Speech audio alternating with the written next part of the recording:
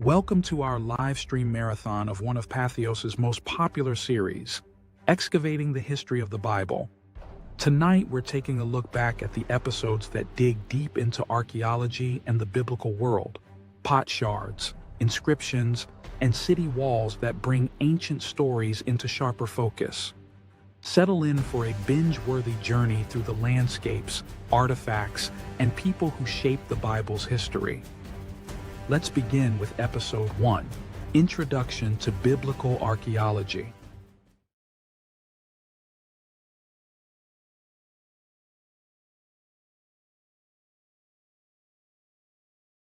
When I hear the term biblical archaeology, Indiana Jones immediately springs to mind, mostly because the two best Indiana Jones movies happen to involve artifacts mentioned in the Bible. But archaeology in practice looks a lot different from archaeology on screen.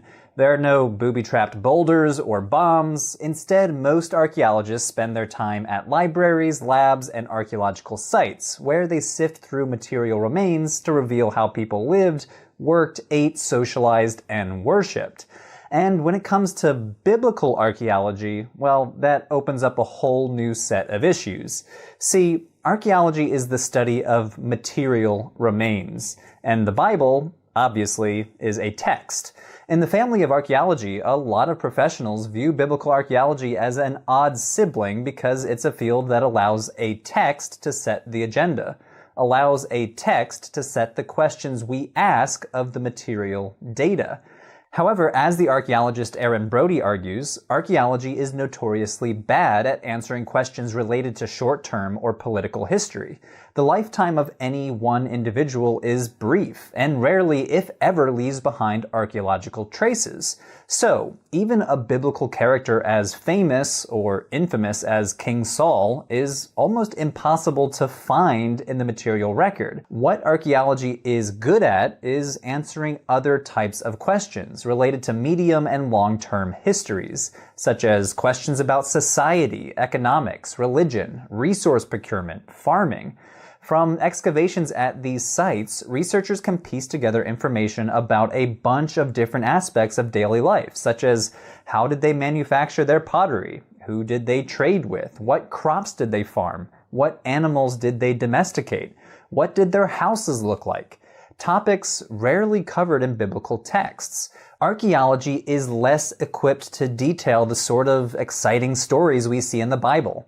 Abraham's travels from Ur to Canaan, the exploits of Samson versus the Philistines, royal rivalries between King Saul and the future King David. For that information, we have to disentangle the texts and textual layers preserved in the Hebrew Bible, texts that are often written centuries after the events they describe.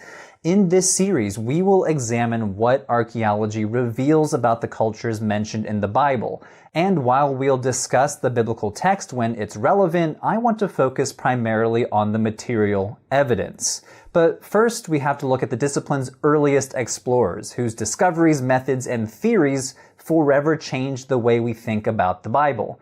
Let's start with someone that many consider to be the father of biblical archaeology, the 19th century biblical scholar and minister Edward Robinson.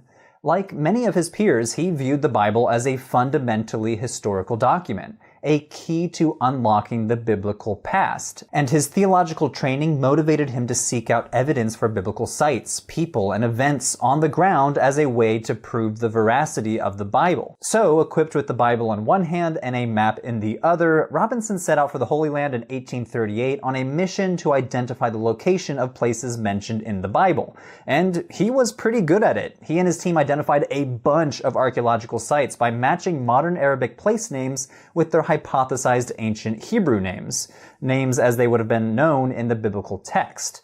A famous example is the town that in Arabic is called Beitin, which Robinson identified as Bethel or Beit El in Hebrew, where the patriarch Jacob famously saw a vision of God and angels in the book of Genesis. In both of these closely related Semitic languages, the place names share the linguistic root Beit, meaning house. Robinson was also an expert map maker, and using modern scientific methods of survey to map the Holy Land, he helped to professionalize the emerging field of what was then called biblical geography. Equipped with his surveying tools and Bible, he and his team eventually identified around 100 biblical places. Robinson was not alone in his methods of tracking down ancient places using a text as his guide. The German explorer Heinrich Schliemann wanted to identify ancient Greek places mentioned in the works of Homer, and with the Iliad in one hand and his shovel in the other, Schliemann went on a self-appointed quest to dig up the famous city of Troy. However, while Schliemann would always have been faced with the potential that Troy was a mythical place from Homer's imagination, early Holy Land theologian explorers like Robinson understood the Bible as beyond question. Although Robinson was pretty successful, he did miss some of the major biblical towns, including Joshua's Jericho and Lachish, the site of a famous battle between King Hezekiah's forces and the Assyrians. Unlike the example of Bethel, the modern Arabic names of these places did not bear any resemblance to their biblical Hebrew counterparts. He failed to identify these famous biblical cities because he did not understand the phenomenon of tells. The ruins of long-lived ancient settlements often appear today in the shape of tall mounds or hills that in Arabic and Hebrew are called tells. Remember, Robinson was living during the infancy of archaeology as a modern academic discipline, and some of the basic principles that archaeologists now take for granted were not yet established. One of these tenets is the principle of superposition, which sounds pretty fancy, but it's a really simple idea. This principle holds that in any accumulation of stuff, the layers at the bottom are the oldest, with each layer progressively younger in ascending order toward the top. So think of tells as a layer cake in the shape of a tall trapezoid-shaped mound. As humans live in one place, century after century, the material remains of daily life build up layer on top of layer. These superimposed layers, known in archaeology as stratigraphic levels, record the history of a settlement from its oldest remains at the base to its youngest at the top. Although this might just look like a big hill of boring dirt, these layers contain artifacts in their original contexts that archaeologists excavate, analyze, and interpret to understand the past. Robinson was among the first biblical archaeologists, inspiring an entire generation of late 19th century explorers to launch a frenzied search for traces of biblical civilizations. A few of these finds were huge sensations in their time. For example, check out this object, the so-called Mesha stele found in Jordan. This stone inscription, which dates to the 9th century BCE, is written in Moabite, an ancient Semitic language of the Iron Age people of the land of Moab mentioned in the Hebrew Bible. And what was so special about the inscription? Well, the inscription records the accomplishments and defeats of King Mesha of Moab, including a reference to Moab's subjugation at the hands of Omri, king of Israel, the very same king mentioned in the Hebrew Bible. So, by naming an entity called Israel and its king as Omri, the Mesha stele confirmed the existence of an Israelite king who reigned in the 800s BCE. It is a hugely valuable object for historians because it shows the Moabite perspective of the same account that is presented from the Israelite perspective in 2 Kings. The discovery of the Mesha stele in the 1800s sent shockwaves through the field of biblical studies. Biblical scholars viewed it as a smoking gun for the veracity of the Bible, an extra-biblical source that confirmed a historical event in the Bible. But not so fast. There's a flip side to exciting discoveries like this: archaeology's potential to contradict the biblical text. If it could prove the text, archaeology could also challenge it and raise questions about the historicity of the Bible. As gaps between the text and archaeology came to light, archaeologists began to question a Bible-centric approach to their research. Yes, Robinson's legacy still looms large in the fields of biblical studies and biblical archaeology, but today's archaeologists are less interested in proving the stories of the Bible and more interested in understanding the context of the biblical world. Many scholars have turned toward new approaches rooted in anthropology, motivated to understand broader social and historical questions that relate little, if at all, to the Bible. Let's start with how archaeologists identify and excavate archaeological sites. While excavation is probably the most famous archaeological practice, archaeologists need to identify sites to dig up in the first place. This is done in a bunch of different ways, but archaeological survey is the most well-known. Because we're dealing with thousands of years of history, ancient settlements might be covered by modern construction or be buried deep underground by centuries of accumulated remains, such as layers of trash, debris, and natural buildup of sediment from erosion and water. In order to identify these sites, archaeologists conduct pedestrian surveys, which involves teams of archaeologists walking across open terrain collecting archaeological finds from the surface. They also conduct aerial surveys, using visual and multispectral imaging from drones and satellites, and geophysical survey methods, such as ground-penetrating radar and magnetometry, both of which can help an archaeologist figure out what might lie buried underground. Once an area of ancient remains is identified, the next step is excavation. Excavation involves digging targeted areas with the goal of finding out the basic history of the site through analyzing its stratigraphy, meaning the site's superimposed layers that I mentioned earlier. The order of the layers from top to bottom can be dated using techniques like tree ring dating, radiocarbon dating, and dating with pottery, forming a sequence of pottery types and then matching them up across different sites. The archaeologist Cynthia Schaefer-Elliott uses the example of smartphones. If you're an Apple iPhone fan, you can probably identify what year a certain iPhone dates to. The styles change subtly from year to year. In the same way, archaeologists can date pieces of pottery based on style or material. Together, this evidence enables archaeologists to determine when, for how long, by whom, and how a site was used. Was it used for habitation, trash, industrial activities, food processing, farming, storage, burial, or many other possibilities? The next step is analyzing the finds that are actually collected during excavation. We humans leave behind a lot of stuff. I often think about how plastics will be an important artifact for future archaeologists to understand life in the 21st century, because a plastic object can take hundreds and hundreds of years to decompose in a landfill. When it comes to ancient contexts, archaeologists start by identifying the object's material. Stone, ceramic, bone, or metal, as well as the artifact's typology, meaning how an artifact can be classified into categories. Specialists can conduct more detailed analyses of objects, looking for clues about how it was made, where the source material came from, and marks that show wear and tear and repairs. So for a graphic example, bone experts determined that the Philistines ate dogs since they identified marks on dog bones from Philistine sites that showed that the dog was butchered by humans for consumption. At the cutting edge is microarchaeology, the study of archaeological remains at the microscopic level.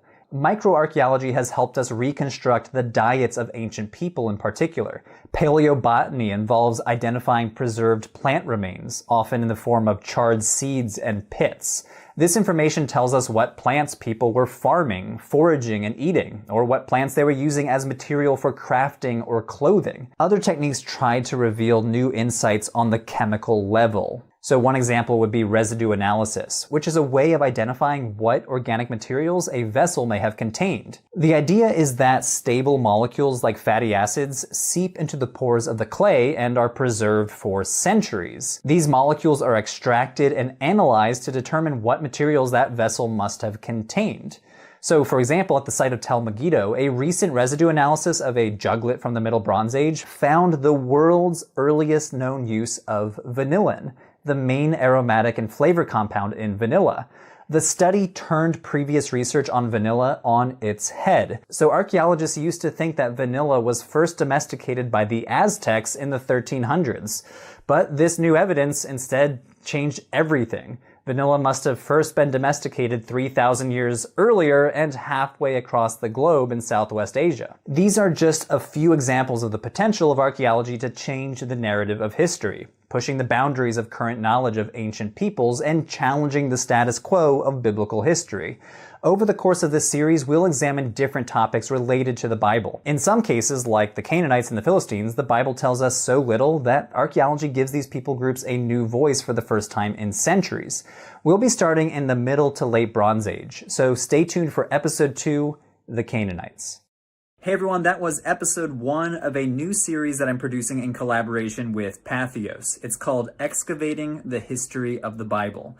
You can watch episode 2 right now, so just head on over to Patheos' brand new YouTube channel. You can subscribe and follow the whole series as we launch each episode weekly. Topics will include who were the Canaanites, where did the Israelites come from, who were the Philistines, examining the cultures and places mentioned in the Bible from an anthropological and archaeological perspective. So each and every episode is written by an archaeologist or a biblical scholar, so special thanks to all the awesome people down in the credits below. I could not have made this series without their help. So head on over to Patheos' YouTube channel to watch episode 2, Who Were the Canaanites?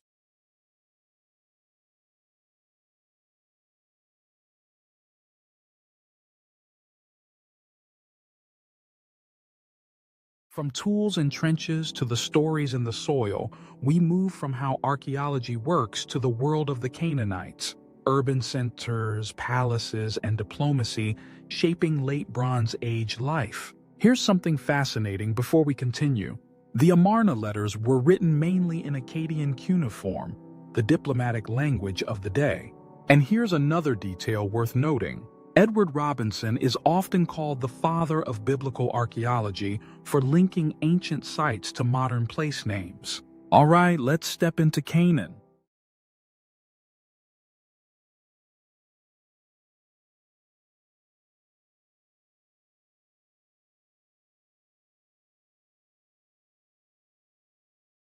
There are a lot of ites in the Bible. The Israelites, the Amalekites, the Moabites, the Hittites, but among the ones to receive the worst reputation are the Canaanites. The Bible doesn't say too much about the Canaanites, but the main narrative comes from the book of Joshua. The Canaanites were a people destined to be conquered. After Moses' death, Joshua was called to lead the people of Israel into the land of Canaan, a land today roughly spanning the modern state of Israel, the West Bank, the Gaza Strip, Jordan, Lebanon, and southern Syria.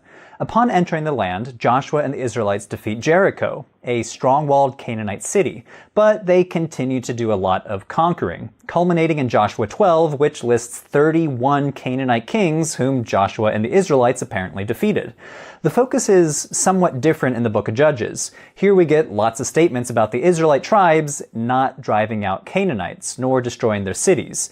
The focus is very much on the Israelites as God's chosen people, and the Canaanites as conquered peoples that continue to infiltrate the Israelites and lead them astray.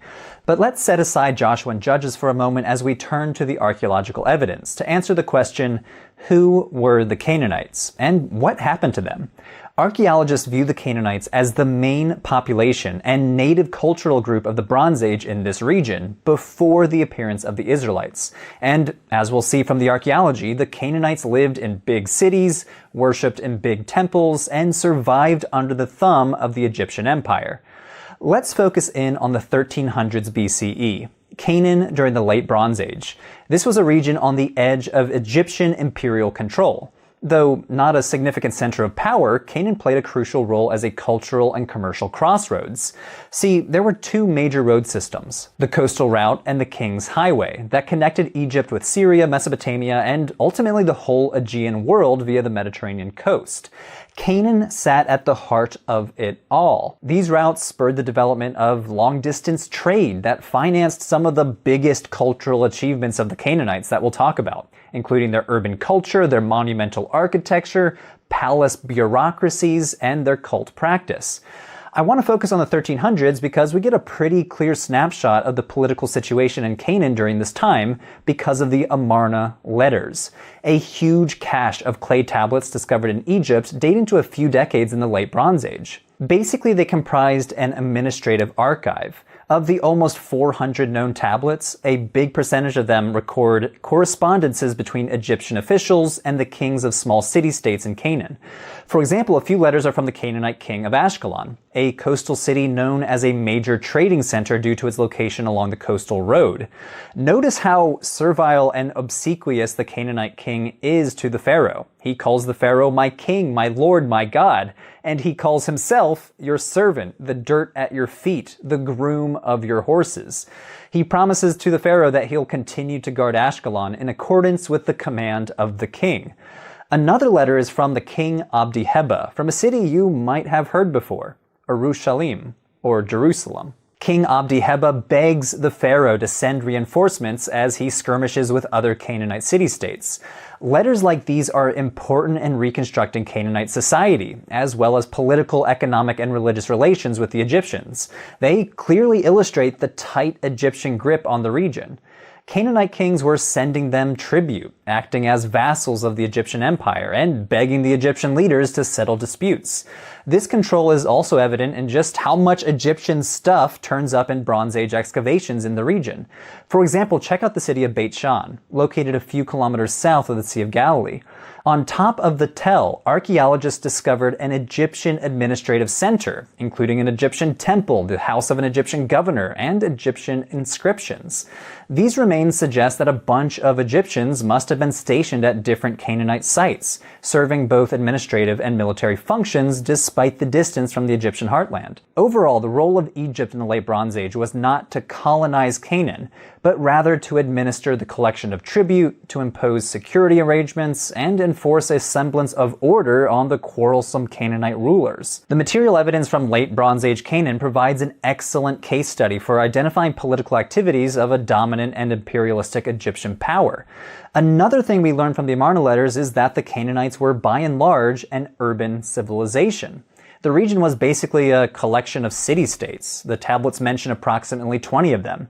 This includes Jerusalem, as well as lesser-known cities like Megiddo, Gezer, Hatzor, and Ashkelon, all major Canaanite cities that you can visit to this day. Many of them had impressive fortifications. For example, check out this huge gate at Ashkelon.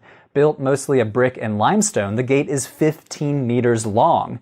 This is some pretty impressive infrastructure for its time. Another great example of Canaanite urban living is Megiddo. You might have heard of it before. The Bible mentions it about a dozen times, including the book of Revelation, where it says that at the end of time, a great battle will be fought at Armageddon, or Har Megiddo, the Mound of Megiddo. Located in the Jezreel Valley, Megiddo was strategically situated on a trade route, making it the ideal setting to become super wealthy and super powerful. In the Bronze Age, Megiddo was a big deal. It had huge fortifications, including a multi-chamber gate and a mud brick wall that enclosed the city. Throughout the Bronze Age, the inhabitants constructed monumental palaces and fancy houses for the elites. It was one of the crowning jewels of Canaanite civilization. So, Canaanites liked their urban living, and another key aspect of this city lifestyle was their religion. Now, the Bible mentions Canaanite religion here and there, usually tied to the god Baal, but we learn a lot more from the archaeology. Some of these major Canaanite cities that we've mentioned so far had big temples right in the city center. These were monumental temples with 2 or 3 rooms, including an inner sanctuary that scholars sometimes call a Holy of Holies, borrowing language from the Temple of Solomon from the Hebrew Bible. We find temples like this at Megiddo, but the city of Hatzor is another great example. Hatzor is located north of the Sea of Galilee and was a major Canaanite hub in the Bronze Age, the largest Canaanite city in the southern Levant. The book of Joshua even calls it the head of all Canaanite kingdoms. Hatzor covered about 200 acres of space, which encompasses several temples, including a huge ceremonial precinct on the top, variously identified as a palace or a temple. So, what gods were Canaanites worshipping at these sites? Well, there were a lot of Canaanite gods, but I want to focus on 2 in particular. In one of the rooms in that huge precinct at Hatzor, archaeologists discovered a bronze statue of a god dating to the 14th century BCE. And it's pretty hefty. 35 centimeters high, it weighs 3 kilograms of solid bronze. Many scholars think it represents the Levantine storm god Baal, based on his clothing and his gesture with his hand held parallel to his chest, which is identified as one of Baal's attributes. But as much press as Baal gets in the Hebrew Bible, like the prophet Elijah fighting against the prophets of Baal in 1 Kings, he actually was not the head of the Canaanite pantheon. In a lot of Canaanite traditions, that honor goes to the god El. What you're looking at is a figure of the god El, discovered at Megiddo, and dated to about the 1300s BCE. Standing at 27 centimeters high, it's a bronze object coated entirely in gold. El is depicted holding in his left hand a spatula-shaped scepter that could be interpreted as an emblem of the god. Similar spatula scepters have been found around the region, including at Hatzor and Lachish, which some scholars argue may have been held by life-size statues of the gods that have since been lost. Both Baal and El were also associated with a calf or bull as their animal manifestation, and archaeologists have found figurines of these animals at several Canaanite sites. So, from the archaeological data, we can sketch an image of the Canaanites. They were the native people of the Levantine region, living in city-states like Hatzor, Gezer, and Megiddo, worshipping gods like El and Baal in big temples located in their cities. But these city-states did not form a single political unit. They all lived under the shadow of the Egyptian Empire. While the book of Joshua says that the Israelites invaded Canaan after fleeing Egypt and destroyed the Canaanites, the archaeological data appears to primarily say that the Egyptians dominated the Canaanites. Numerous excavations and a bunch of contemporary written documents in the form of the Amarna letters give us a pretty good picture of the Canaanites, their beliefs, and their traditions during the Late Bronze Age. Yes, most of this period was characterized by an Egyptian dominance and influence, but Canaan served as a cultural crossroads of the region that was essential to Egyptian strategic goals. But Canaanite culture, for all of its achievements, was not to last. The so-called Late Bronze Age collapse was a time of economic and environmental turmoil, leading to the fall of superpowers like the Hittite Empire. Canaanite urban society could not be sustained following the collapse of the Late Bronze Age and the implosion of long-distance trade.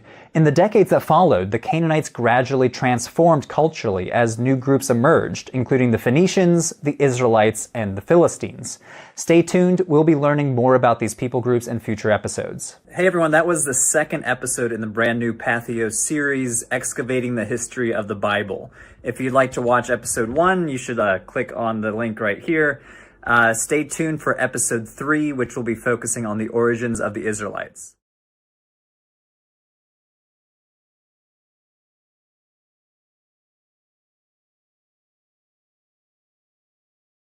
Leaving Canaan's fortified cities, the story turns inland to the highlands, where early Israel emerges as a farming and pastoral society. Quick fact from the dig sites: the Merneptah stele, dated around 1208 BCE, is the earliest mention of Israel in the archaeological record. One more insight before we roll. Scholars caution that the Hebrew mentioned in the Amarna letters are not the same as the Hebrews. Let's head to the hill country.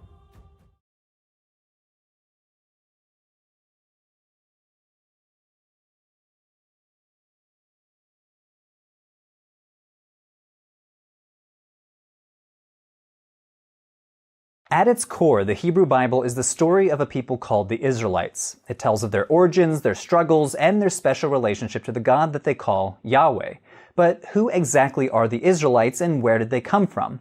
As we talked about last episode, according to the book of Joshua, the Israelites are depicted as conquerors of Canaan and its idol-worshipping inhabitants, the Canaanites.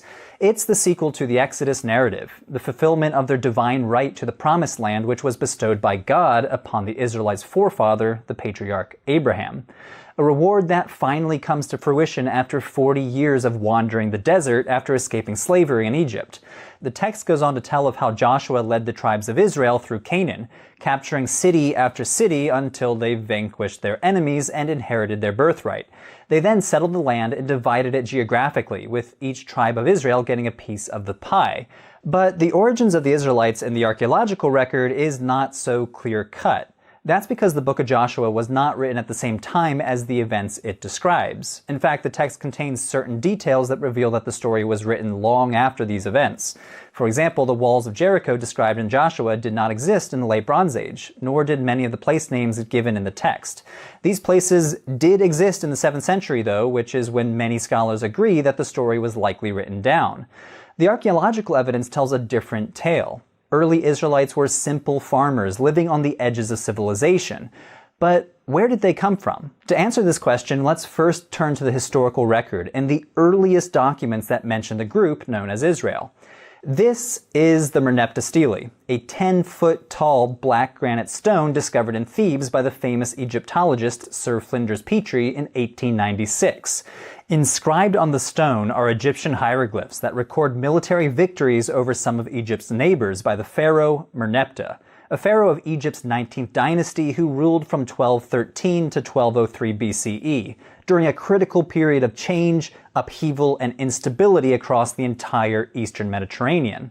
Monuments like this were typical of pharaohs, who loved to brag about their victories for all to see. But this monument is so important because it contains one of the oldest known written references to Israel. This was a sensational find when it was first discovered, during the height of Egypt mania in the 19th century Victorian era. Its legacy has endured over a century later. The problem? Its mysterious Israel inscription raises many more questions than it answers regarding who or what exactly Israel was from Merneptah's perspective. Was it a group of people that correspond to the biblical Israelites, a nation, a territory, or something else entirely? Let's take a look at the details. The ancient Egyptian language provides some clues.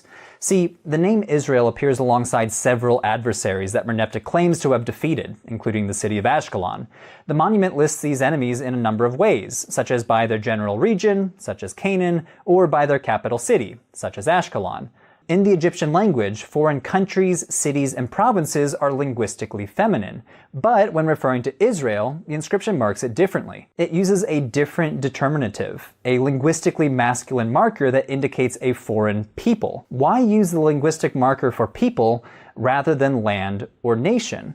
In this case, Israel may refer to a society, a coherent group of people who shared a collective identity. Based on the inscription, some biblical scholars interpret Israel as a tribe that may derive its name or identity from an ancestor by the same name. The stele goes a step further, triumphantly claiming that Israel's seed has perished, a phrase that is not applied to the other entities listed in this victory stele. These clues tell us about how the Egyptians viewed Israel as something different from the other entities that they list. It's not a land like Canaan or a city like Ashkelon, but a people who, according to the Egyptians, perished by around 1207 BCE as a result of their military defeat. But there's a twist to the story. Although long thought to be the oldest inscription mentioning Israel, a new artifact might take the crown from the Merneptah stele. The late scholar Manfred George translated an even older fragment of an Egyptian text called by the super creative name AM 21687, which is housed in the new museum in Berlin. He argued that the inscription includes the name of Israel on a damaged portion of the inscription, which has been confirmed by other scholars in recent years.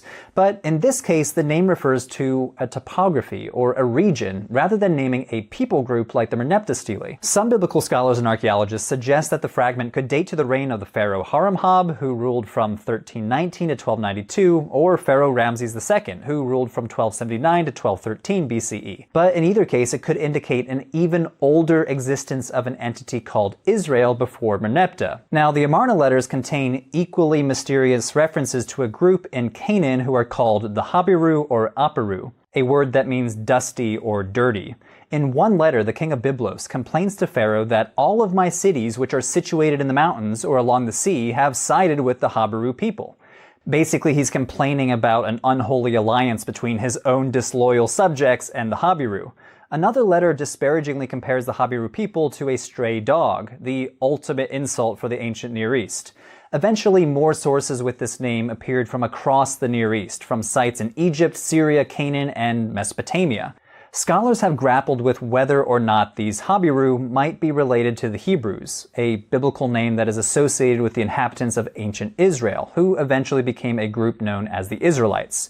So, who are these Habiru? The Amarna letters imply that the Habiru may have been a transient group who inhabited the hilly outskirts of major cities. There is some indication that they were low status and disrupted trade by raiding and plundering traveling merchants. In other words, they were bandits. They were also described as slaves and servants. The king of Gezer implies that they were sometimes even organized as a force. In a letter to the pharaoh, he begs for help to save his land from the power of the Habiru, and in another describes them as a stronger force than his own. So, viewing the Habiru through this negative lens leads us to draw the conclusion that they were a marginalized social class who sometimes formed powerful militias, rather than a group defined by their nationhood, culture, religion, or language, like the Israelites. Like other groups mentioned in the Amarna letters, they were presented in these letters as a source of danger to an already crumbling system of long-distance trade. So, do these bandits represent the Hebrews? Probably not. The connection between the Habiru and the Hebrews is linguistic and relies on matching the root letters of the words themselves. And most scholars agree that the root letters don't even match. So, any direct connection between the Habiru and the Hebrews is unlikely. Where does that leave us in terms of the Israelites? Well, given the conflicting historical evidence, we are left to read between the lines to determine how Israel and its people may or may not correlate with the archaeology. Although the sources don't agree on much, one thing is clear. The Late Bronze Age was a world undergoing conflict, change, and crisis. During the Late Bronze Age, the status quo began to crumble across the Eastern Mediterranean. Palace economies and the long-distance trade that they supported disintegrated. The imperial superpowers of the time, Egypt and the Hittites, either retreated home from their peripheries or completely collapsed. People were on the move, migrating in droves from the Aegean to the Levant.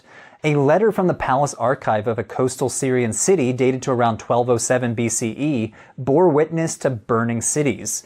"My father, now the ships of the enemy have come. They have been setting fire to my cities and have done harm to the land." Another letter from the same city paints an even bleaker picture. "The gates of the house are sealed. Since there is famine in your house, we shall starve to death." This letter may have been sent from the inland city of Amar, showing just how far the disruption had spread, with famines raging from central Anatolia all the way to Egypt. The shockwaves of these changes reverberated around the region. Some existing cities were abandoned, but new ones were founded in the highlands and along the coast, and new groups of people settled in the area. Some of the new groups included the Philistines, who settled on the coast, and the Israelites, who gravitated toward the difficult terrain of the rural highlands to establish new villages away from the Canaanite urban centers. The collapse of the Late Bronze Age burst the bubble of long-distance trade, a lucrative enterprise that had propped up Canaanite palace economies and urban centers for centuries. In its wake, Canaanite urban culture also gradually collapsed as depleted palace treasuries became unable to sustain large populations in their cities and outskirts. Populations shrank, and new areas in the Central Highlands were settled, possibly by pastoral nomads, who were mobile groups of herdsmen who moved seasonally with their flocks. These new highland villages were located in marginal environmental zones between the Jezreel Valley to the north and the Beersheba Valley in the south. The hilly topography made farming really difficult, with limited crop yields that could only support small populations, especially in the arid south.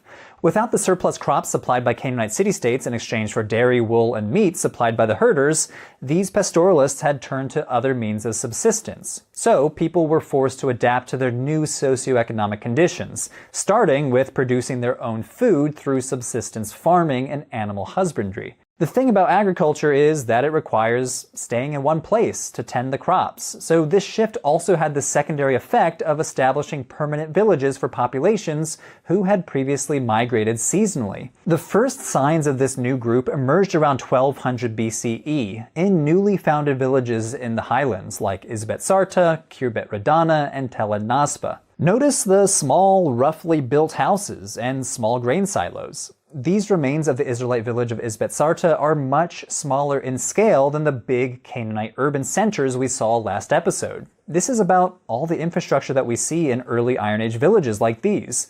No public buildings like palaces, no temples, no water systems or city storehouses. All of this would slowly appear again a few hundred years later.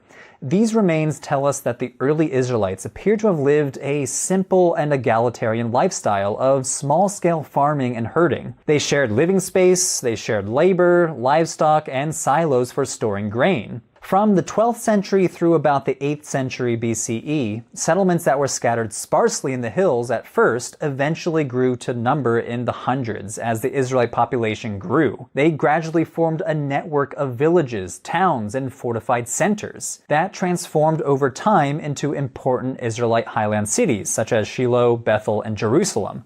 So, the simplest explanation for the origins of the Israelites might be the closest to the mark. As scholars Israel Finkelstein and Neil Asher Silberman argue in their book, The Bible Unearthed, the emergence of early Israel was an outcome of the collapse of the Canaanite culture, not its cause.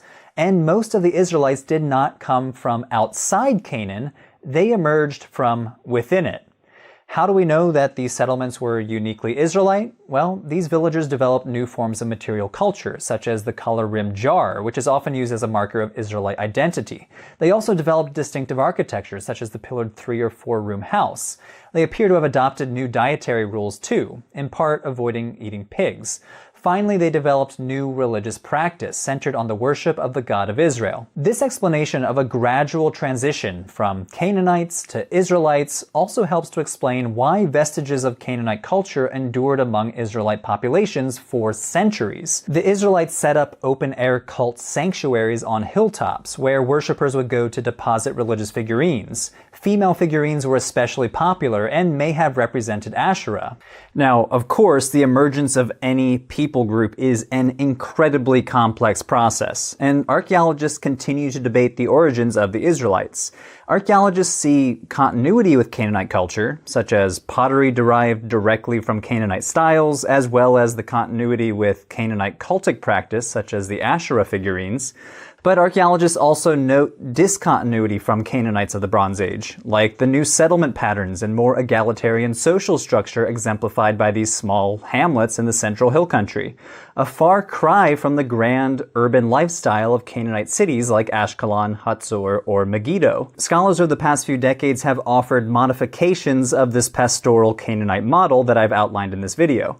For example, the scholar Anne Killebrew has floated what she calls the mixed multitude theory of Israelite origins, that early Israel was a collection of largely indigenous tribal groups, mostly comprised of the rural Canaanite population and displaced peasants and pastoralists, but the boundaries of this group may have been porous, enabling smaller numbers from external non-indigenous groups from outside Canaan to integrate into the new ethnicity. However, material culture or religious practice alone do not define the Israelites as a people.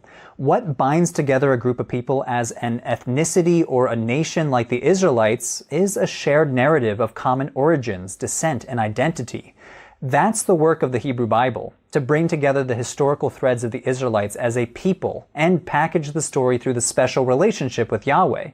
The story of the conquest of Canaan told in the book of Joshua serves to fulfill the very goal of creating a national origin story for the Israelite people. It better reflects the 7th century world of Judah in which it was written than the world of 12th century Canaan that it describes. Stay tuned for the next episode. Philistines are next. That was episode 3 of Patheos' new series, Excavating the History of the Bible, where we explore the world of the Bible through the lens of archaeology. Click on the playlist on screen to watch the first 2 episodes.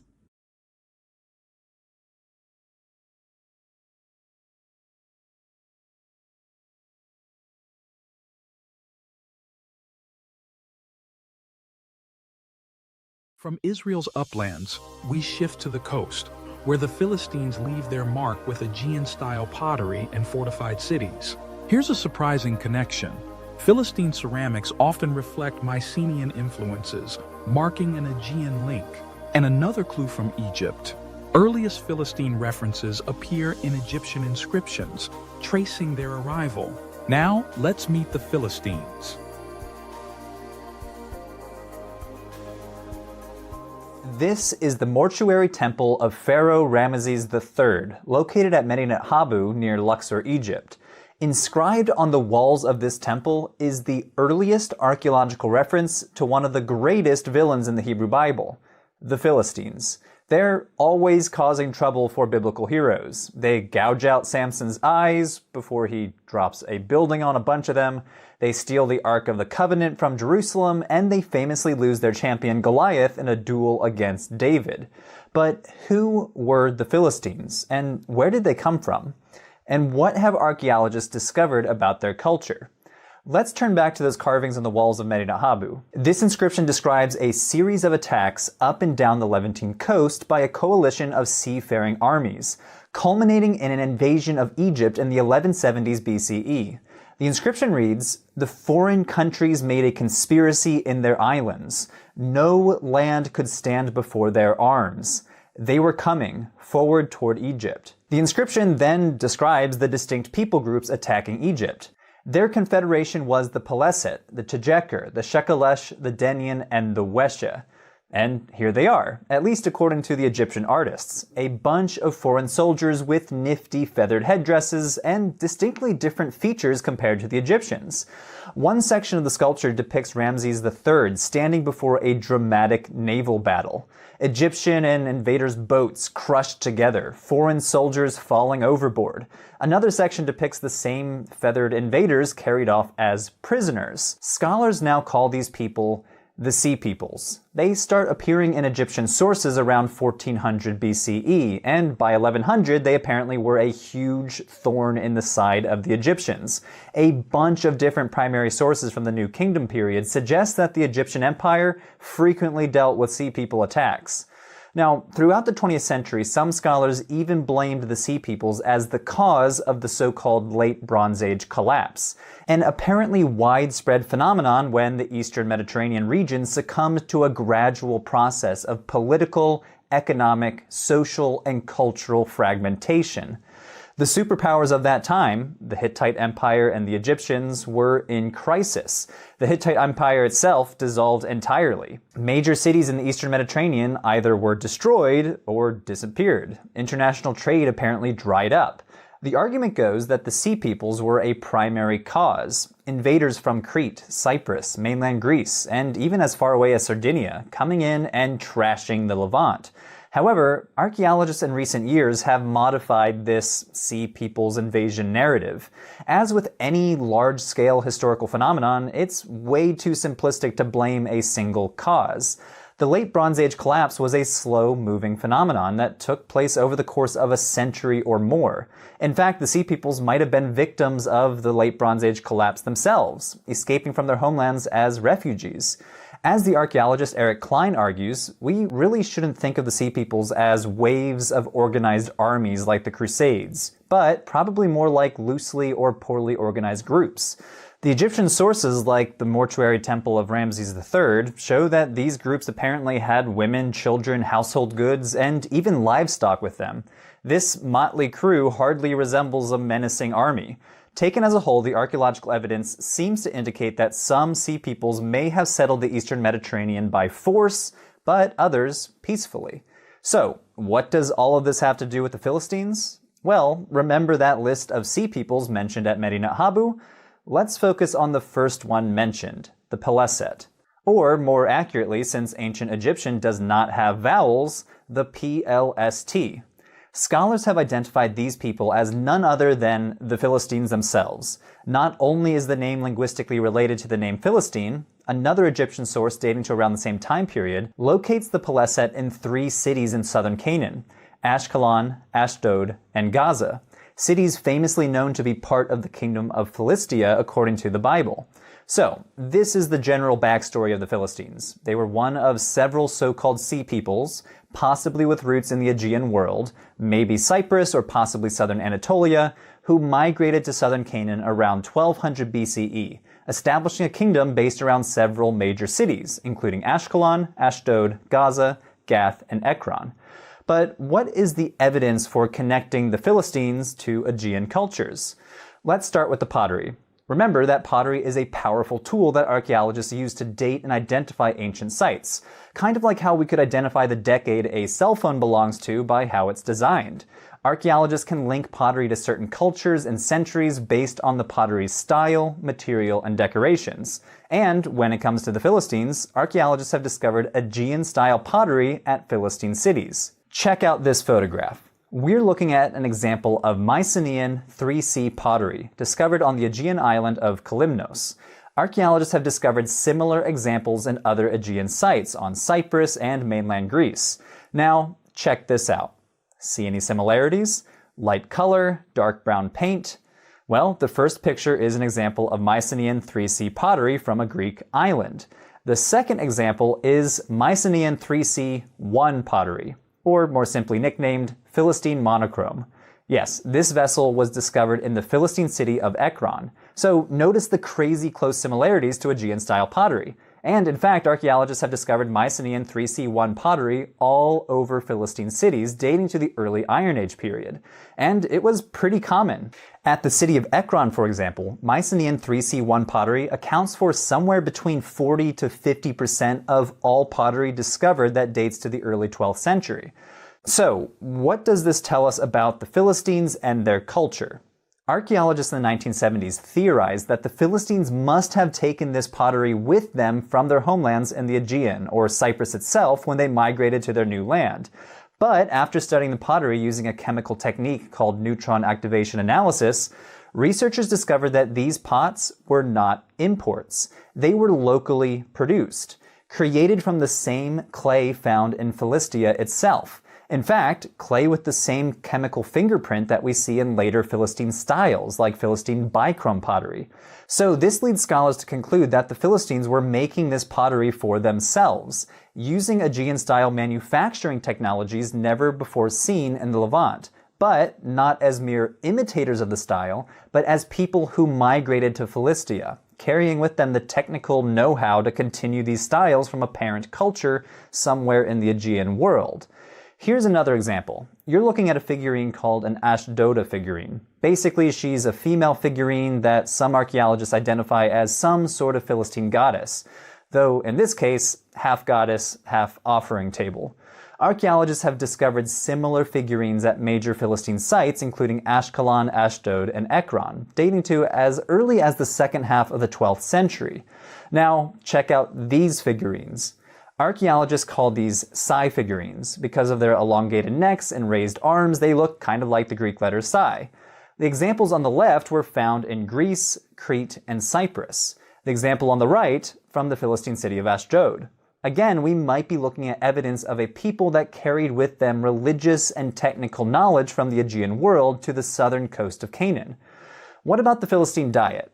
Well, according to archaeological data, Philistines apparently ate pig and dog meat, which reflect the dietary practices of Aegean cultures, but not those living in Canaan.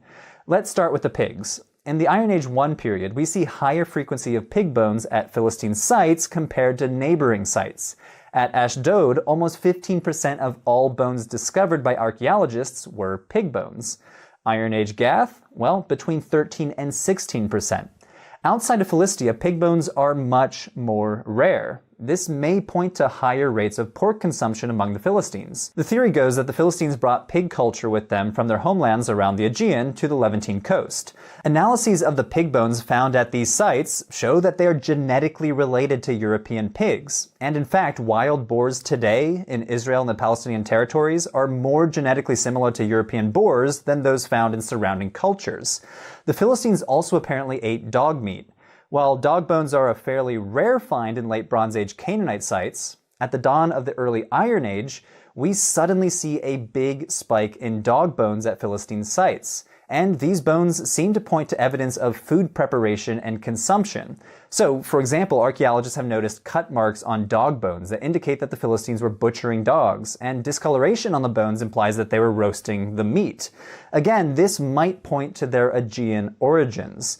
Eating dogs was a known practice in mainland Greece, Crete, and the Aegean world in general. Archaeologists have found butchered dog bones all over the Aegean region, dating from the Neolithic period all the way into the Classical period.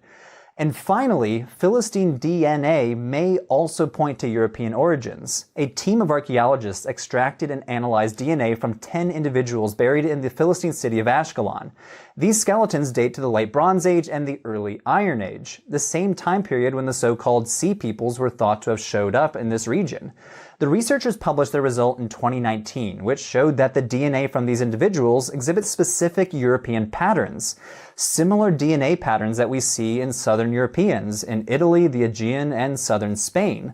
This might suggest that the early Philistines were indeed immigrants from southern Europe, and specifically the cultures around the Aegean Sea. Though we should proceed with caution here. This study makes some pretty bold claims based on a very small sample size of 10 individuals. But taken together, the figurines, the pottery, the diet, and the DNA all point to roots in the Aegean world. But of course the origins of the Philistines are more complicated than a simple narrative of a one-way migration to Canaan. Archaeologists over the past decade argue that the Philistines were not a single ethnicity that invaded, destroyed, and replaced the Canaanites. Rather, as the archaeologist Aaron Mayer argues, they appear to have been a multicultural people comprised of various groups deriving from the eastern and central Mediterranean that joined with local Canaanites to form a unique culture. He argues it is better to describe the Philistines as an entangled society, a society with Aegean roots but entangled in Canaanite culture. Okay, so that's the archaeological data, but let's now return to the Bible. The textual sources. How does the biblical description of Philistines jibe with the archaeology? And more specifically, what does the Bible have against the Philistines? The Bible mentions the Philistines over 250 times, and from the book of Genesis to the book of Judges, and all the way up through the books of Samuel and Kings, the story is basically the same. Near constant tension between the Philistines and their neighbors.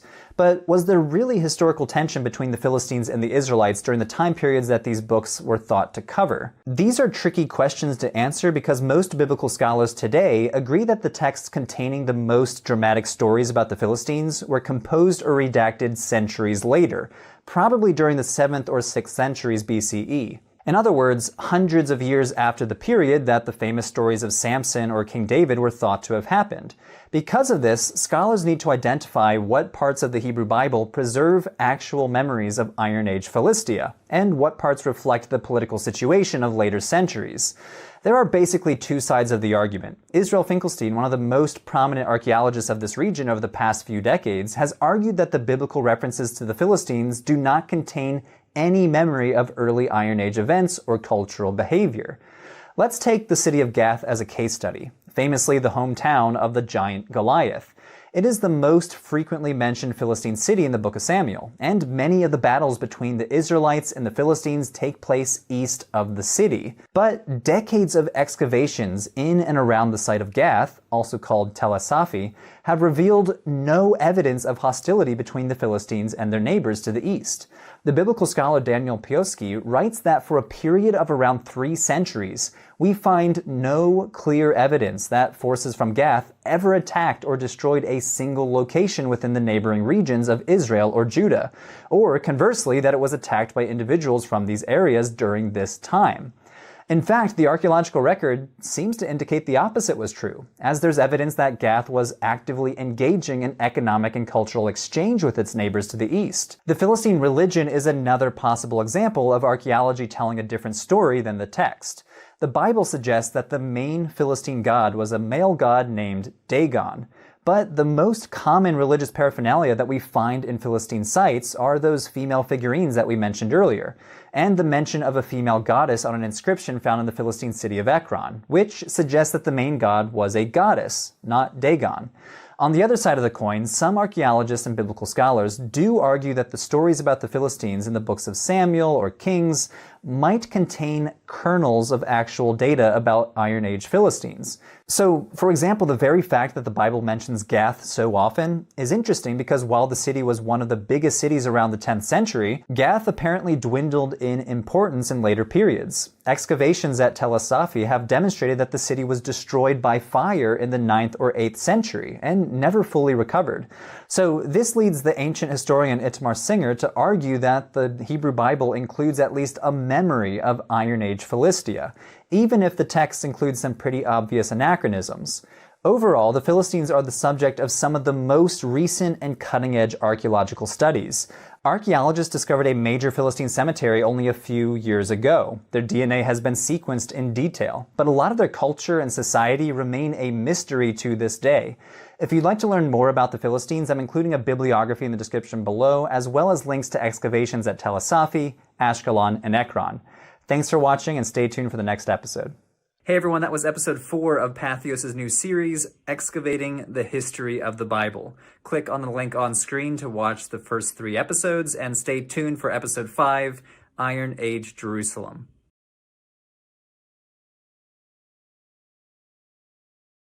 From coastal plains to Jerusalem's hills, let's explore the city that later anchors Judah's story. Before we move on, here's a quick fact. Jerusalem's ancient infrastructure includes monumental stepped stone structures and engineered water channels. And here's another. The city's topography, a narrow ridge with steep valleys, shaped fortifications, and daily life. Let's roll into the city of David.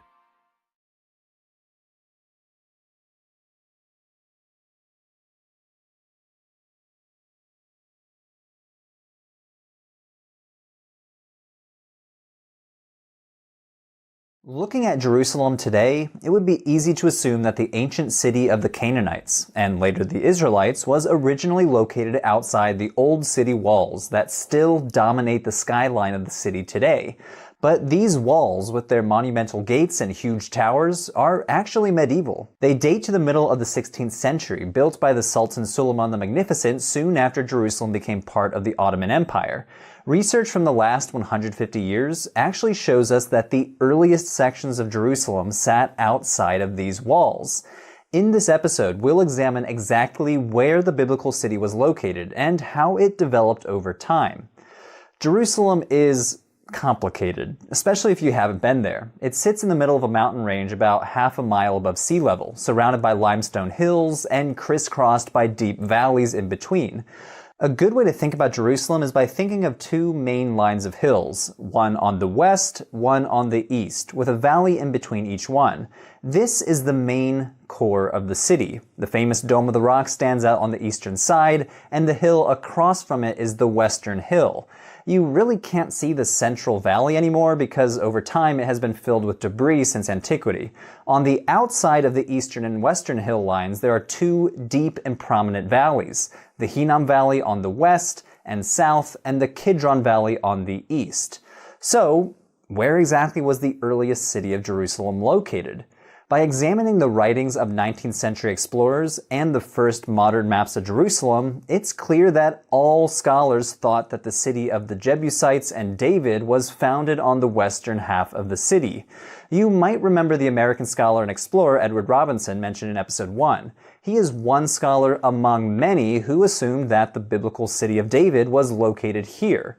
Why did he think this? Well, for one thing, there are many place names on the western side of the city that echo early biblical memory. The best example of this is that the Western Hill itself is called Mount Zion, the very name of the stronghold that the Bible says that David conquered in 2 Samuel chapter 5.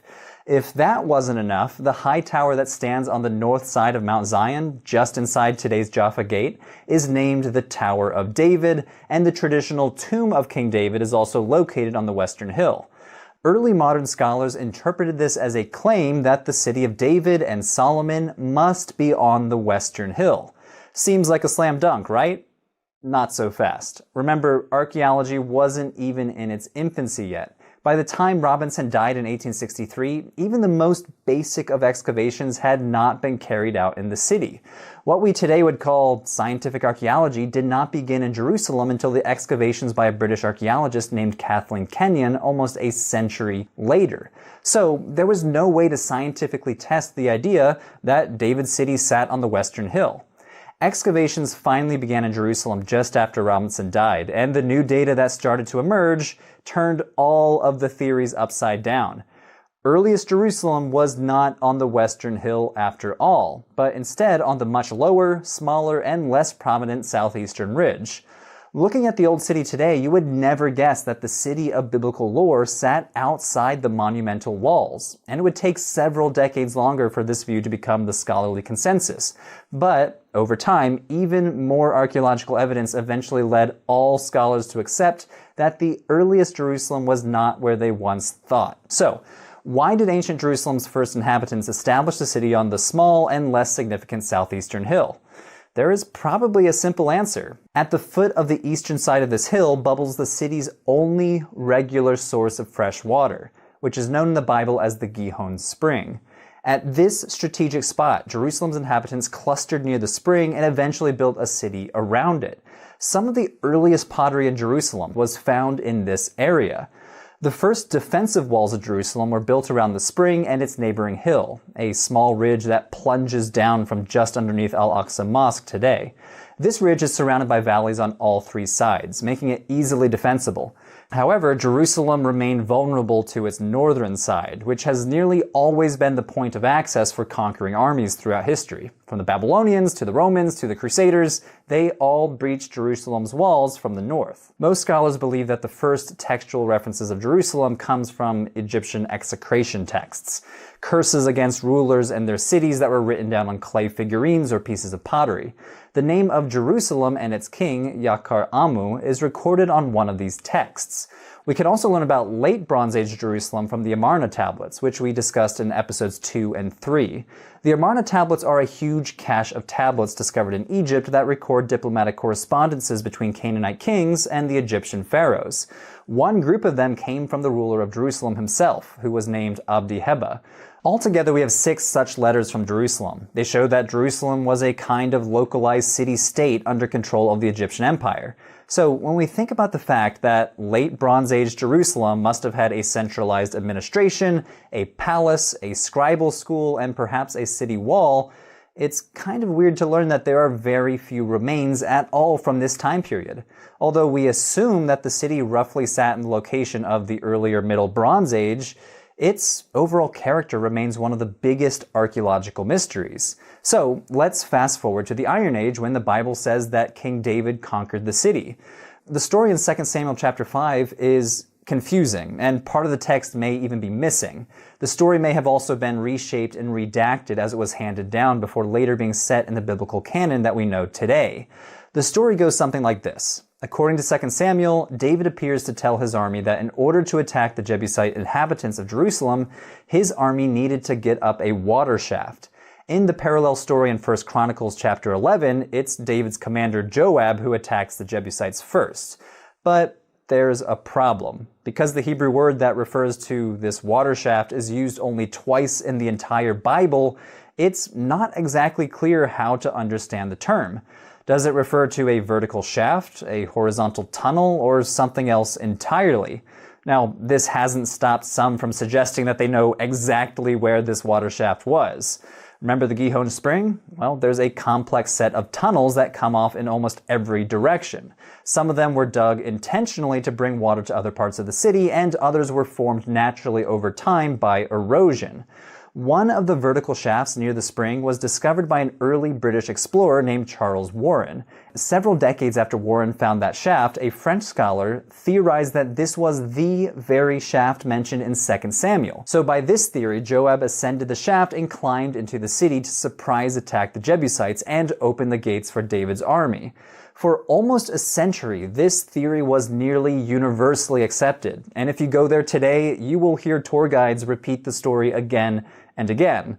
However, later studies in the 1980s and the 1990s have shown conclusively that the top of the shaft was not yet exposed during the time of David.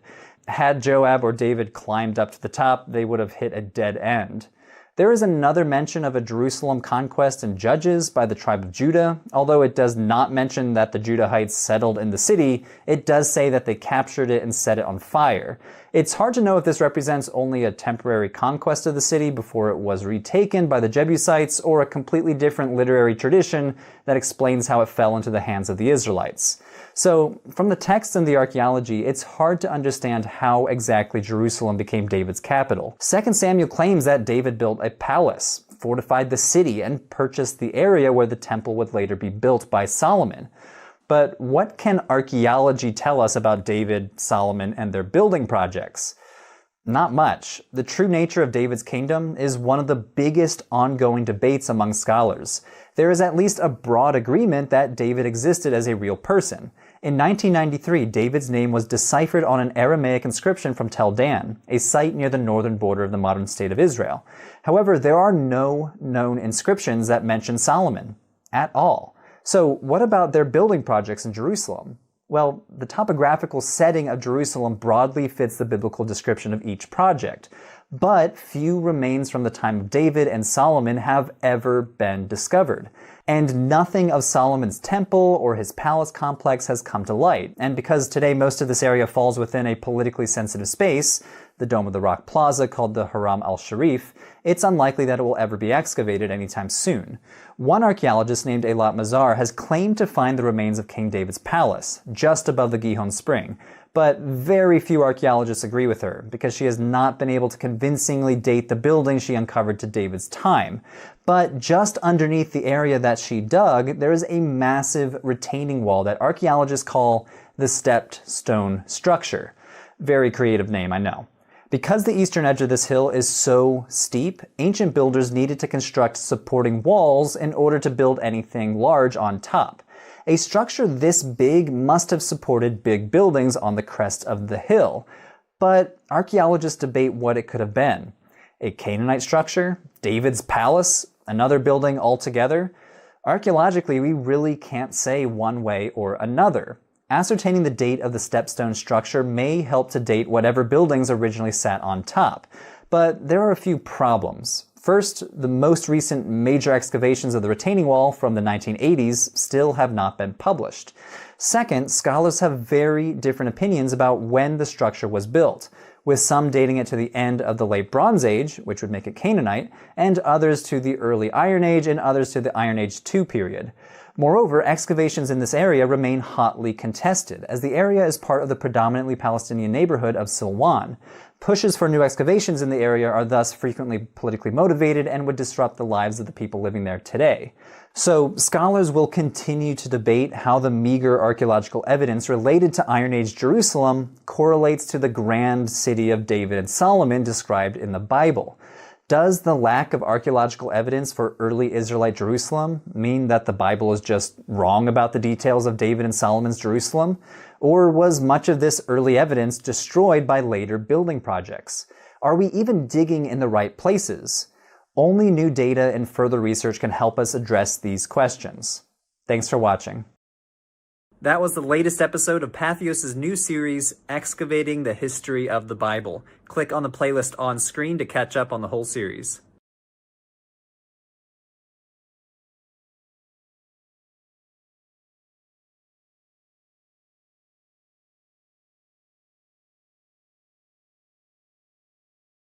With Jerusalem framed, the story turns north to the Omride dynasty and King Ahab, seen not only in the Bible, but in Assyrian records. Here's something to note. Assyrian inscriptions like the Kirk monolith list Ahab among the coalition at Karkar.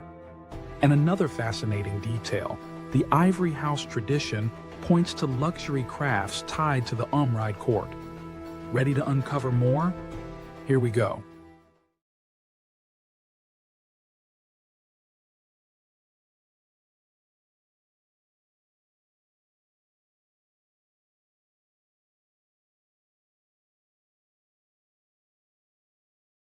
King Ahab was a pretty bad guy, at least according to the Bible, famously doing evil in the sight of the Lord more than all who were before him.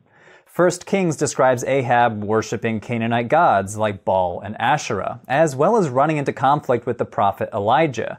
But most notoriously of all, he marries the evil Tyrian princess Jezebel, who ruthlessly persecutes worshippers of Yahweh, purging his prophets from the lands of Israel. But who was Ahab? To answer this question, we're actually going to start with his dad, King Omri, a man who founded the Omride dynasty, a line of kings that ruled the northern kingdom of Israel for about 50 years. Omri himself receives little attention in the Bible, other than a short paragraph that he was the 6th king of Israel, that he moved the capital city to Samaria, and that he also sinned more than all those before him.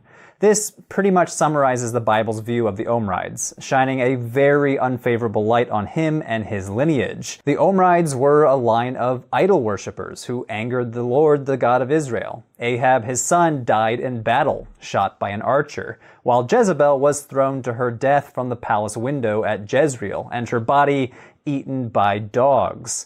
The whole dynasty ends in ruin with the usurper Jehu killing Ahab's son at Jezreel, along with the rest of Ahab's remaining family. While the biblical text tells of the Omrides' evils, it doesn't tell the whole story. Archaeological evidence suggests that the Omride dynasty was one of the most powerful political entities in the whole region, reigning over an era of economic prosperity and territorial expansion, and marking a new chapter in the history of Israel. Let's start with Samaria, the new capital founded by King Omri. The site of Samaria, modern Sabastia, is located on a rocky hilltop in the Palestinian territory of the West Bank, around 65 kilometers north of Jerusalem. The Bible tells us that Omri bought the land and named the city he built, Samaria, after the land's previous owner. Excavations here have revealed that the site had been inhabited from the 11th century, but the earliest phase of monumental construction correspond to Omri's reign, dating to the early 9th century. Archaeologists discovered a huge palatial complex that they dubbed the Palace of Omri. It is absolutely massive, with foundations measuring approximately 55 by 40 meters. This palace is the largest monumental construction dating to the Iron Age in the Levant. Situated on the top of a hill, the location provided both a good vantage point of the plains below, as well as allowing for the palace to be visible for some distance, which must have advertised the Omrides' strength. We also can see hints of their wealth and engineering skill. The walls were constructed using a technique called ashlar masonry, in which stones are cut into uniform shapes, then laid in horizontal layers. The blocks of stone used for the construction for the Palace of Omri were fit together so well that no mortar was needed. A bunch of ivory decorations were also discovered during the early excavations of the site, which may have been used to decorate furniture. Kathleen Kenyon, one of the site's principal excavators in the early 1930s, identified these ivories as belonging to the so-called ivory house that the Bible says Ahab built. But reanalysis of both the site and Kenyon's excavation reports have called this into question. It's more likely that the ivories came from later layers, perhaps during the reign of King Jeroboam II. The founding of the Israelite capital at Samaria was a watershed moment for the Kingdom of Israel. Before, there were few settlements in the region. Those that did exist were small and scattered across the territory. But after its founding, the archaeological record reveals an expansion of villages, as well as the development of a road system connecting the highlands in Samaria with the coast. This road system connected the Samarian highlands to lucrative trade routes, which helped the economy of the northern kingdom of Israel to flourish. The Omride kings were also apparently a regional military power. Let's return to the city of Megiddo as an example. As we talked about in episode 2, Megiddo was formerly a crowning jewel for the Canaanites. But now, a few hundred years later, it was a crowning jewel of the Omride dynasty. 2 palaces at Megiddo have been attributed to the Omrides, as well as some pretty impressive fortifications. The emphasis on defensive fortifications at nearly every Omride site hints that they were ruling during pretty violent times. Check out this inscription. It's known as the Mesha Stele, named after the king of Moab mentioned in the inscription. It says Omri was the king of Israel, and he oppressed Moab for many days. And his son succeeded him, and he said, I too will oppress Moab. So Mesha describes a military conflict between Moab and a dynasty of Israelite kings led by Omri, and later his son, possibly Ahab. So we can surmise that Omri and his son not only led successful military campaigns in nearby Moab, but managed to occupy the territory for 40 years. There also is evidence for skirmishes between the Omrides and the Arameans to the north, based in Damascus. An inscription found at Tel Dan records the death of 2 Omride kings at the hands of the king of Damascus. In the text, the Aramean king states that the king of Israel entered previously in my father's land. Now, we're not sure exactly which king he's talking about, but it's clear that an Israelite king did attempt to infringe upon territory under Damascus control. A quick glance back at the locations of the Omride settlements reveals that, outside of Samaria, they are predominantly located on the borders of their territory, likely serving as points of military control. The Omrides also apparently fielded an impressive chariot force. An Akkadian inscription from the reign of the Assyrian king Shalmaneser III describes a battle fought at the city of Karkar between the invading Assyrian army and an alliance of smaller kingdoms, including King Ahab. The inscription says that Ahab committed 10,000 soldiers and 2,000 chariots to the battle, one of the largest forces mentioned in the inscription. From this evidence, archaeologists surmise that the Omrides must have fielded one of the largest standing armies in the whole region. So, how were the Omride kings able to expand their territories to such a degree, field such big armies, and sponsor such large-scale monumental constructions? Several factors likely contributed to these undertakings. First, their relatively big population, and second, their economy. Let's start with their population. Archaeological surveys have revealed that Omri and Ahab's kingdom was densely populated. Estimates place the population of the northern kingdom of Israel to around 350,000 people, 3 times bigger than the southern kingdom of Judah at the time. Such a large population allowed the Omrides to conscript a large workforce without messing with their agricultural output of olive oil and wine production, which was the backbone of the northern kingdom's economy. Olive oil presses dating to the Omride dynasty have been found all over the place, and an extensive complex of wine presses have been excavated at Jezreel. Some argue that the kingdom of Israel was actually one of the major suppliers of olive oil to nearby Egypt and the Assyrian Empire, both of which lacked the conditions necessary for large-scale olive orchards. Another important source of revenue for the northern kingdom must have been horses. As discussed earlier, the Omrides must have fielded an impressive chariot force, which implies that horse breeding was a part of their economy as well. In the 8th century, well after Omride rule, Israel was the main supplier of Egyptian horses to the Assyrian kingdom to the north, which suggests that under the Omrides, the breeding and rearing of war horses was already underway. Some scholars have suggested that Jezreel served as a breeding and training facility for these horses, and at Megiddo, archaeologists have discovered buildings that may have been stables. Although they were originally and erroneously attributed to King Solomon, later studies found that they actually date to the reign of the Omrides. The Omride dynasty lasted for less than 50 years, and yet in many ways it marked a turning point for the kingdom of Israel. During this period, Israel established itself as a major military and economic power, extended its territory into neighboring lands like Moab. The might of the Omride kings is reflected in their numerous monumental constructions located throughout their region, as well as inscriptions from their neighbors.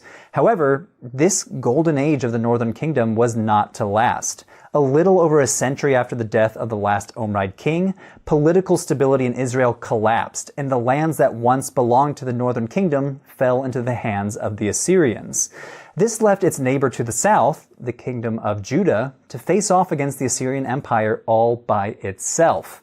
Stay tuned for what happens next. King Hezekiah of Judah versus the Assyrian king Sennacherib is next.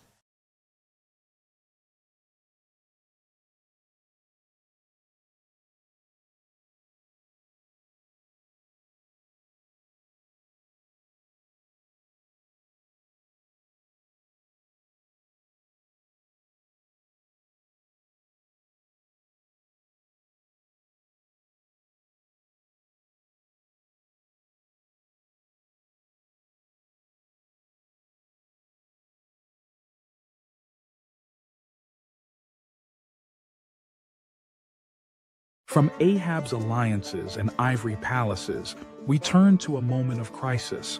Judah bracing for Assyria's relentless advance. Walls rise, water tunnels snake beneath the city, and imperial annals record a clash that echoes through Lachish and Jerusalem. Quick fact before we continue. The Lachish reliefs in Nineveh depict Assyria's siege in vivid detail. And here's another.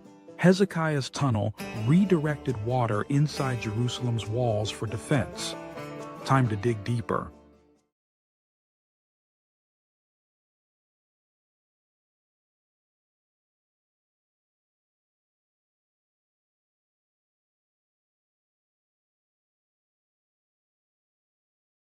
This is the so-called Taylor Prism. It is one of 3 known copies of an inscription recounting a campaign waged by the Neo-Assyrian king Sennacherib against the kingdom of Judah in 701 BCE. Things did not end well for the kingdom of Judah. It reads, "As for the king of Judah, Hezekiah, I besieged and captured 46 of his fortified cities. I took as plunder 200,150 people. As for Hezekiah, I shut him up like a caged bird in his royal city of Jerusalem." The Hebrew Bible remembers Hezekiah as one of the good kings of Judah. He destroyed pagan cultic centers and did what was right in the eyes of the Lord. 2 Kings 18:5 says that there was no one like him among all the kings of Judah after him, or among those who were before him. So, how did we get from Hezekiah, the unrivaled godly king of Judah, to Hezekiah, the caged bird, the defeated vassal to a regional superpower? To answer that, we need to dig into the archaeology of one of the most dramatic episodes in the history of Judah, the invasion of Sennacherib. First, some background of what scholars call the Neo-Assyrian Empire. After a period of decline, the Neo-Assyrian Empire went through a resurgence in the 8th century, when the king Tiglath-Pileser III, also called TP3, came to power. He began an internal restructuring of the empire that enabled the Assyrians to start expanding their territory once again, eventually conquering the little kingdoms in the Levant. In practice, the Assyrians appear to have instituted several types of rule. Sometimes they instituted provinces directly controlled by the Assyrian governors, but other times they allowed vassal states to be ruled by one of the locals, as long as they paid annual tribute. If the local population and local ruler were obedient, then the Assyrians were perfectly content to intervene as little as possible. But woe to you if you rebelled. The Assyrians also had official policies of forced deportations of conquered people and a reign by terror policy.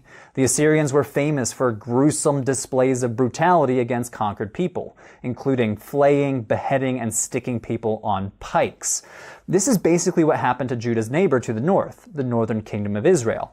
As a vassal state to the Assyrians, the northern kingdom of Israel was left in peace during the reign of Menahem, who loyally paid tribute. But after a series of kings refused to pay, the Assyrians retaliated, ultimately resulting in Shalmaneser V besieging the capital city of Samaria and overthrowing it. The Assyrians subsequently deported large numbers of local Israelites, replacing them with people from other parts of the empire.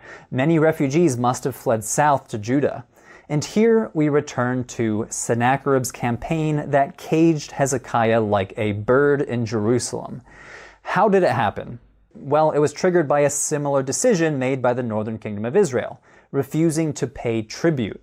By the time Sennacherib came to power, Judah had also already served as a vassal to Assyria since the reign of King Ahaz, Hezekiah's dad.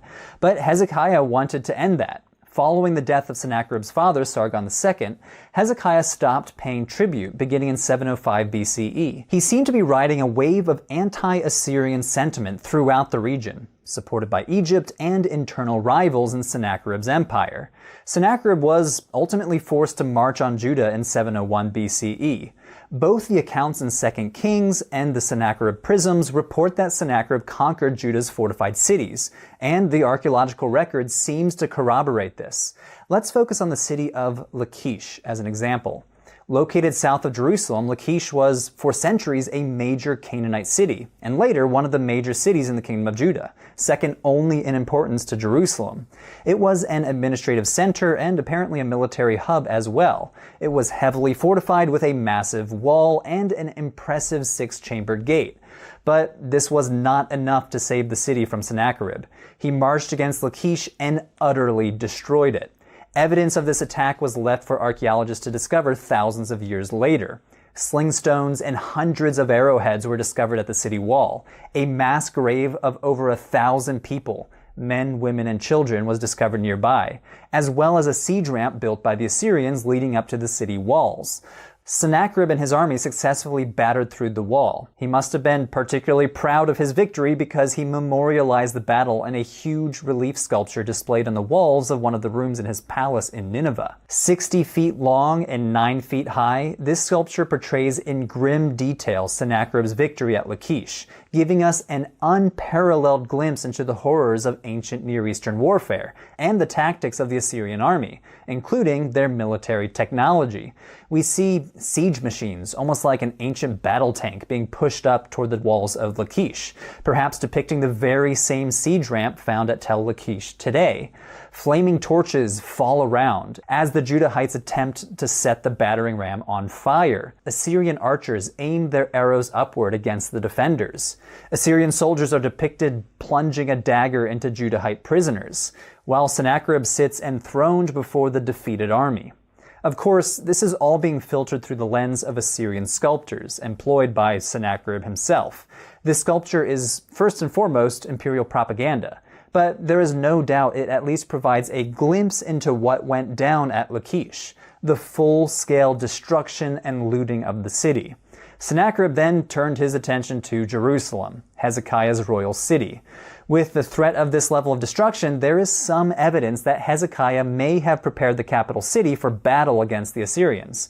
First, the construction of a large defensive wall known as the Broad Wall, and secondly, the construction of a tunnel that brought water from the Gihon Spring into the walls of Jerusalem, though there is some debate whether or not it was Hezekiah who instituted these building projects.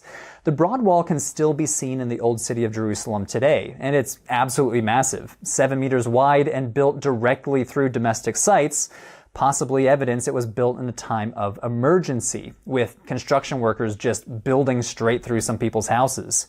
What about the tunnel? The Siloam Tunnel, also known as Hezekiah's Tunnel, stretches 533 meters hewn out of solid rock. It zigzags at crazy angles from the Gihon Spring to the Siloam Pool at the southern end of the city of David. Remember from episode 5 that the Gihon Spring is the only regular source of water for Jerusalem, and may have been the very reason why the earliest inhabitants of the city, thousands of years ago, started a city there in the first place. This tunnel allowed for the inhabitants of Jerusalem to stay inside the city walls to gather water during a siege, while keeping attackers from having an easy access to the water themselves. An inscription discovered inside the tunnel documents the moment when the workers digging the tunnel met. The inscription reads, "And this is the story of the tunnel. While the axes were against each other, and while 3 cubits were left to cut, the voice of a man called to his counterpart. And on the day of the tunnel being finished, the stonecutters struck each man toward his counterpart, axe against axe, and water flowed from the source to the pool for 1,200 cubits." Based on this inscription, 2 groups of workers apparently started at different ends, working towards one another until they met in the middle. The Hebrew Bible mentions Hezekiah building waterworks on several occasions. For example, 2 Kings 20:20 says Hezekiah made the pool and the tunnel by which he brought water into the city.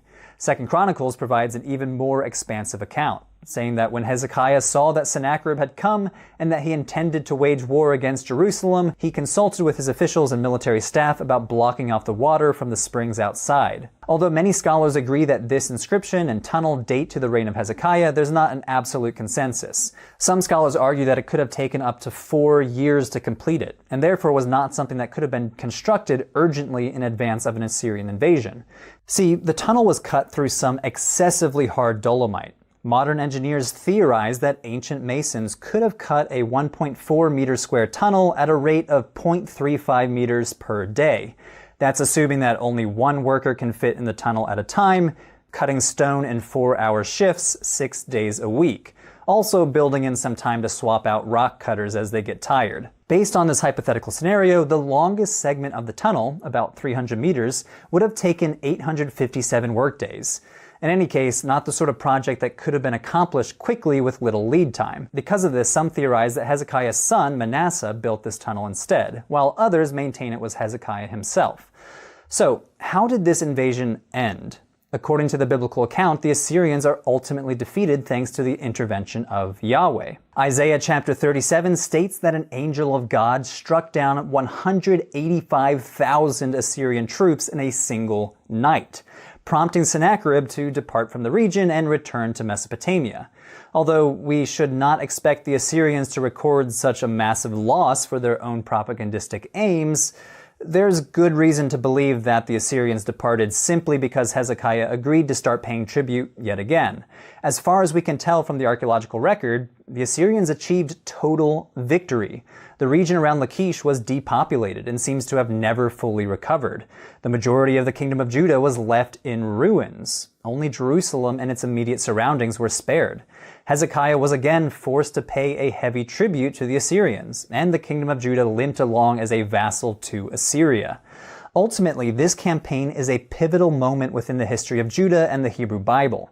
The Bible portrays King Hezekiah as a hero, standing up against the mighty Assyrians.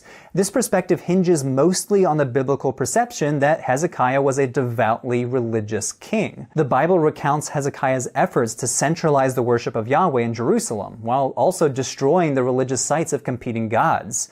Hezekiah's defiance against the Assyrians is also characterized as a religious act, with 2 Kings 18 and 19 and Isaiah 31 noting that Hezekiah relied on God to save Judah from Assyrian might.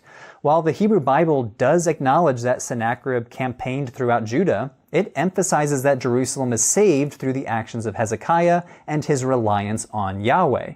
But as we see in the archaeology around Lachish and the Sennacherib prisms, the events at the end of the 8th century BCE were so catastrophic that Hezekiah remained loyal to the Assyrians for the remainder of his reign. His son and successor Manasseh enjoyed a reign of peace and relative prosperity under their shadow as the Neo-Assyrian Empire reached the height of its power in 640 BCE, expanding into Egypt. Ultimately, this set the stage for the end of the Kingdom of Judah. Assyrian territorial expansion proved to be the downfall of their empire, as they were spread way too thin. The Babylonians consolidated power and marched against the Assyrian capital of Nineveh in 612 BCE and took the city. By 610, the Neo-Assyrians no longer existed, leaving the region to the control of the Babylonians, which set the stage for one of the most significant events in the Hebrew Bible: the Babylonian destruction of the temple and the exile of many of the Judahite elites. Hey everyone, that was the latest episode in Patheos' new series on the Bible and archaeology. Click on the links on screen to watch the most recent episode or to watch the whole series.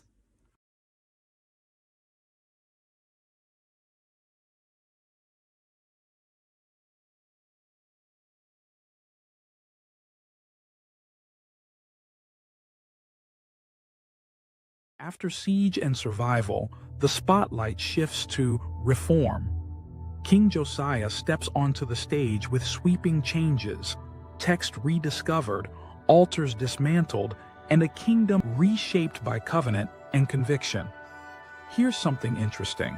A book of the law becomes central to Josiah's program of reform.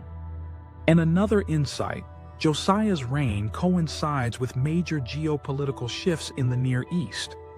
Let's jump into the next chapter.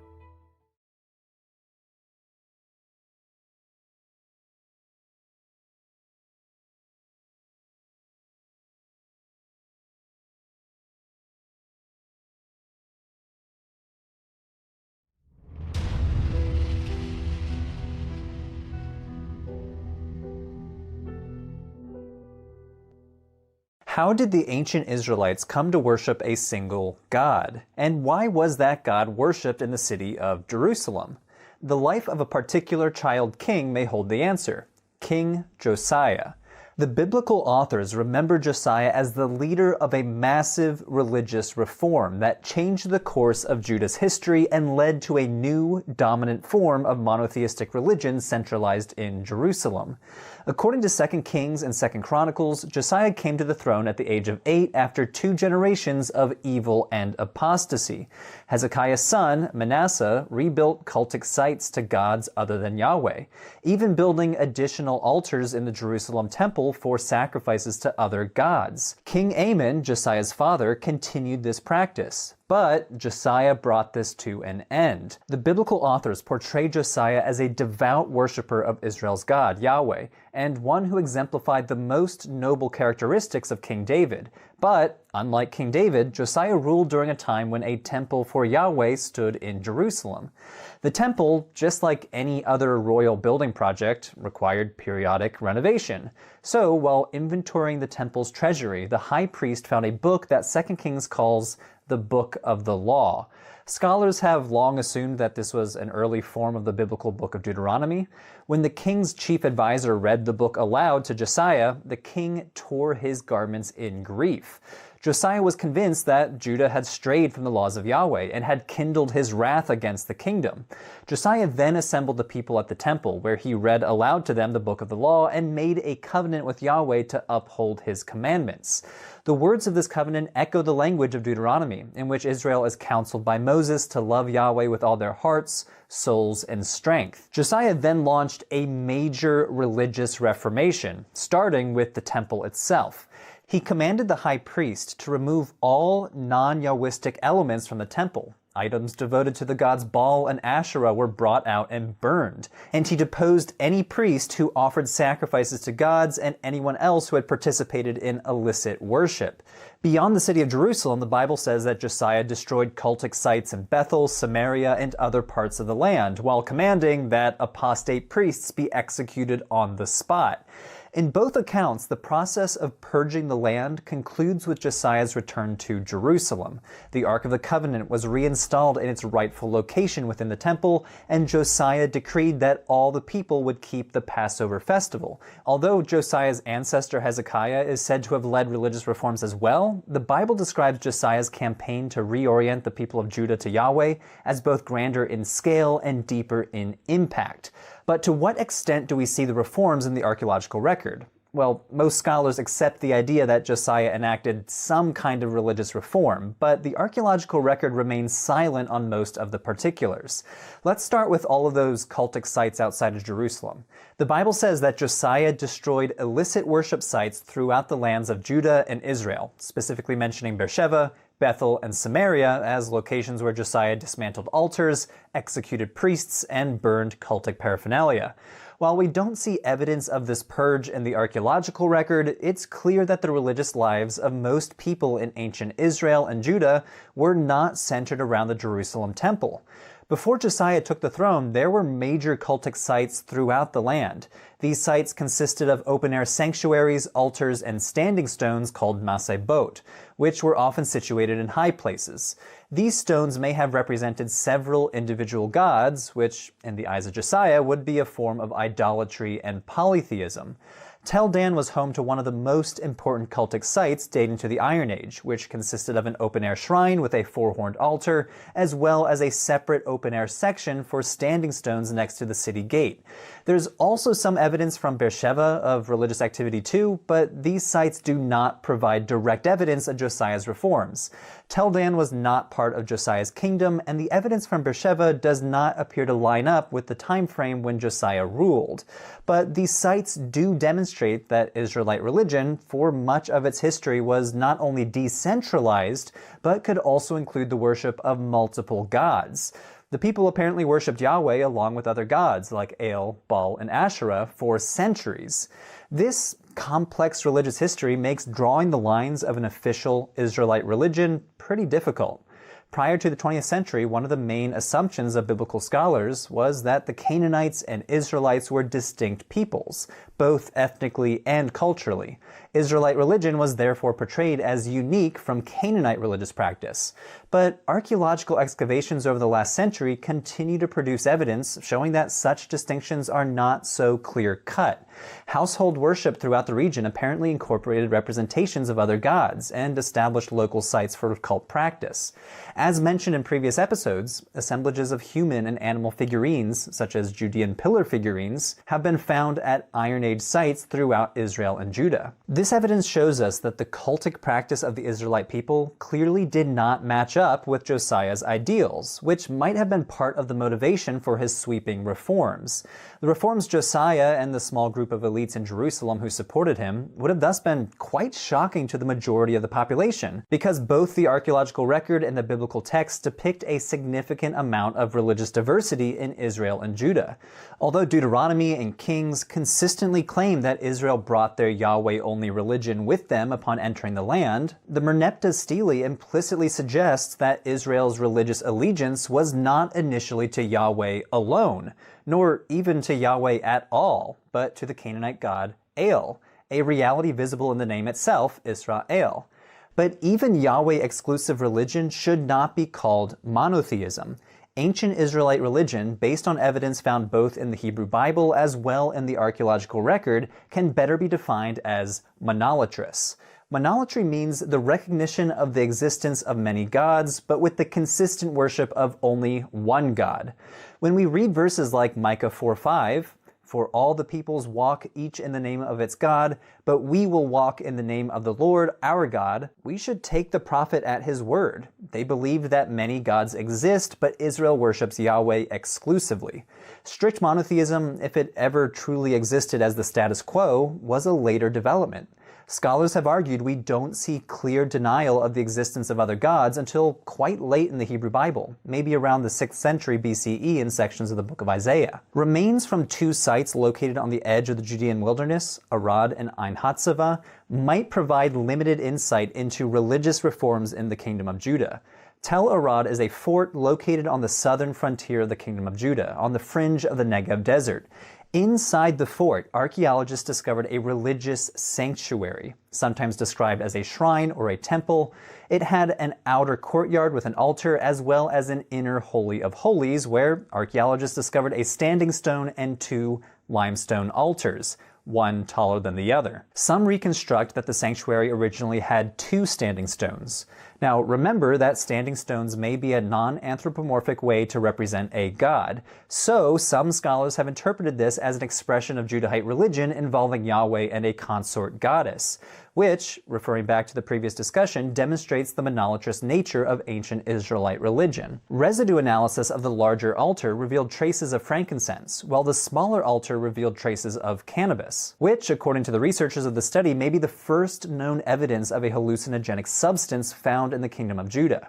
So what does this site have to do with religious reforms? Well, there's some evidence that someone intentionally dismantled the Tel Arad sanctuary.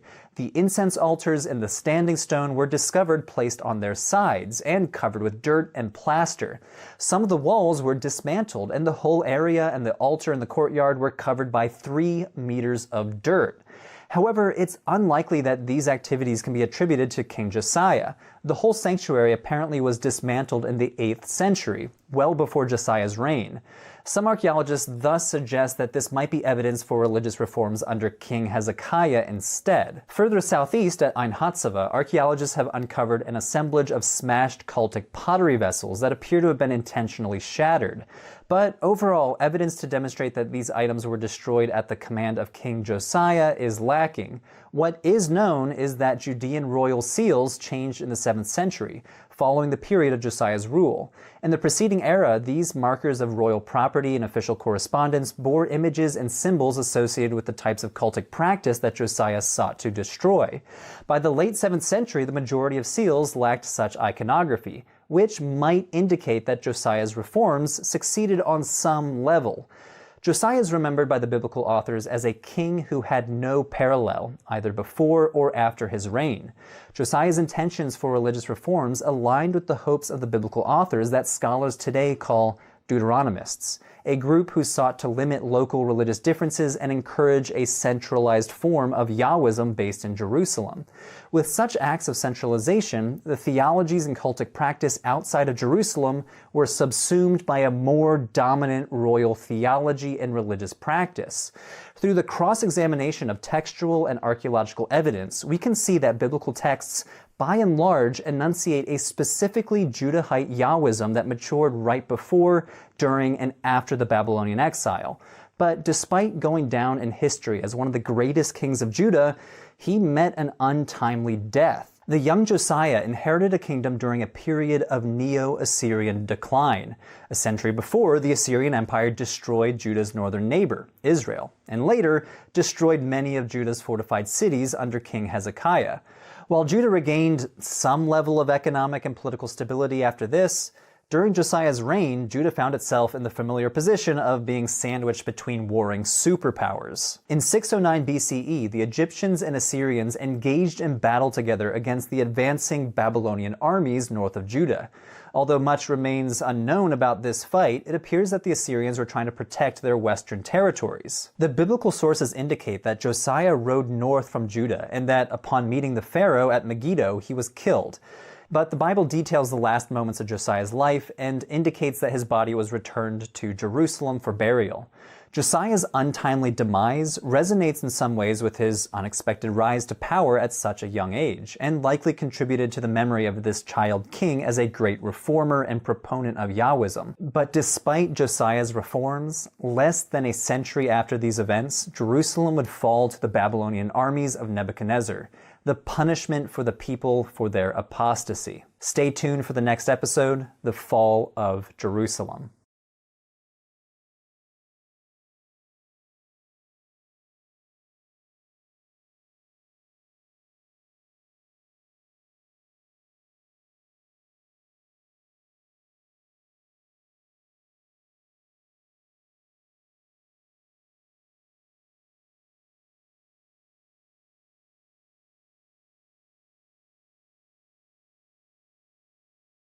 From Josiah's reforms to Babylon's fury, the story darkens.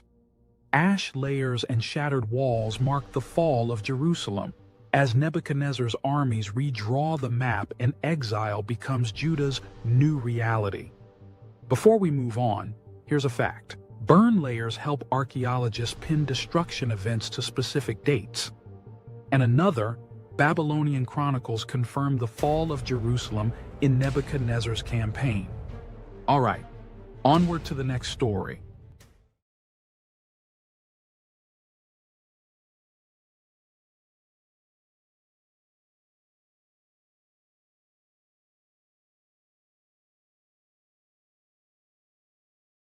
"586 BC, the year that the kingdom of Judah fell."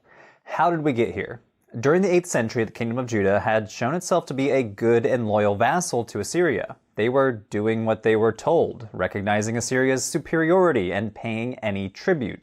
The northern kingdom of Israel, on the other hand, had just tried and failed to rebel against Assyria in 720 BC. 20 years later, King Hezekiah of Judah then tried his own rebellion against Assyria and failed. Sennacherib, king of Assyria, retaliated, wiping out most of the kingdom of Judah. All the major cities and some smaller ones were destroyed. Basically, only Jerusalem was left. The lesson the Assyrians wanted the Israelites to learn was, pay your imperial taxes and tributes, or else. The next few decades were relatively quiet. Hezekiah's son Manasseh took over and ruled for 55 years. While the books of 1st and 2nd Kings give him a bad reputation, claiming he committed all manner of religious sins against God, what the Bible does not mention is that he rebuilt Judah, in large part thanks to being a loyal Assyrian vassal, paying his taxes and tributes. Same with his son Amon and his grandson Josiah. However, problems at home caused the Assyrians to withdraw and focus on a new threat: Babylon. The Neo-Babylonian Empire toppled Assyria and became the new superpower on the block. But the kingdom of Judah did not learn their lessons from the 8th century. Like Hezekiah before him, Zedekiah, the current king of Judah, failed to pay tribute to the new superpower, prompting the Babylonians to invade Judah in 586. But this time the kingdom did not survive. The Babylonians destroyed Jerusalem and the Temple of Yahweh. They killed Zedekiah's sons, took Zedekiah off into exile, and deported a huge chunk of the population.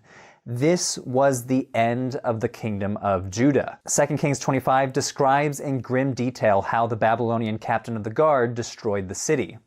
"And he burned the house of the Lord, and the king's house, and all the houses of Jerusalem. Every great house he burned down."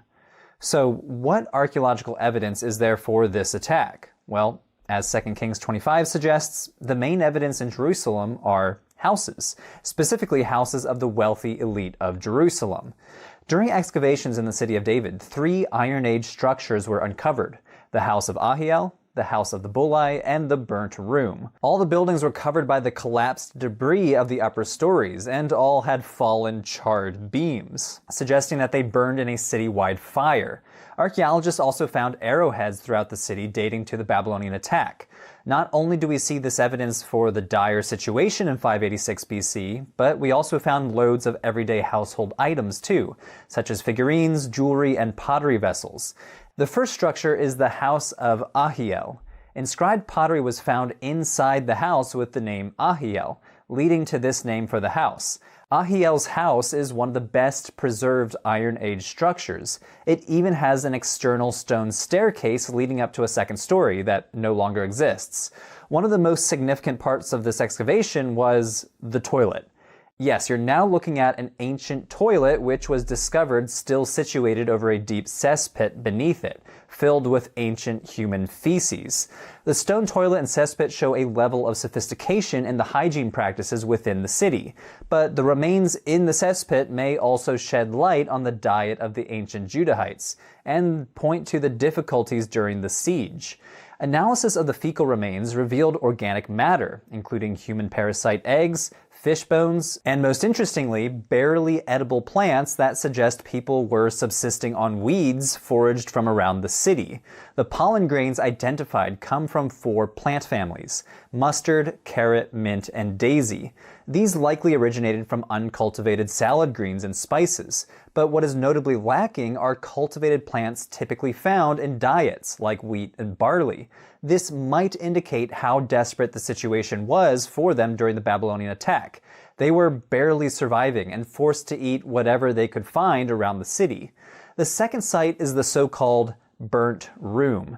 It also bears the hallmarks of destruction. Archaeologists discovered a layer full of charred remains, including carved wooden furniture and a small ivory statue of a woman in an Egyptian-style wig. The craftsmanship is very high quality and suggests that the members of this household were rich enough to afford luxury items like furniture and ivory statues. Next is the House of the Bulli. Only a small part of the House of the Bulli was uncovered underneath a thick layer of burnt debris. However, archaeologists found within the remains iron arrowheads as well as pottery vessels, stone weights, and most notably, a collection of more than 50 fingernail-sized clay ceilings called bulli. Bulli are small clay discs that were impressed with a stamp to mark an official document. These were used as proof of a document's authenticity in a bureaucratic system. In this case, the bulli were preserved when the house burned down, burning up the documents but leaving the stamps behind for archaeologists to find thousands of years later. One in particular mentions a guy named Gemaryahu, son of Shaphan, a high official at the court of King Jehoiakim of Judah, who reigned during the first attack on Judah from Babylon. So from the evidence in the House of Ahiel, the House of the Bulli, and the Burnt Room, we get a picture of the wholesale destruction of Jerusalem, and the devastation even of the upper-class houses. But what happened next? According to the Bible, the Babylonians killed Zedekiah's descendants and took the king and more of the elites into exile as hostages. They left other non-elite people behind in Judah to fend for themselves. So part of the population was stuck in the ruined Judah, and the other part was taken back to Babylon, where they were mostly forced to settle all over the empire with other refugees. Those who were forced into exile lost everything: their homeland, family members, and were taken to a land they had never been to and did not speak the language. This event, called the Babylonian exile or Babylonian captivity, had a significant impact on Judahite identity. Big theological questions arose from this catastrophe. Had God abandoned his promises? Was God in control? Were the Babylonian gods more powerful? Basically, where was God and why had this happened? Books in the Hebrew Bible like Lamentations and Jeremiah wrestled with these questions.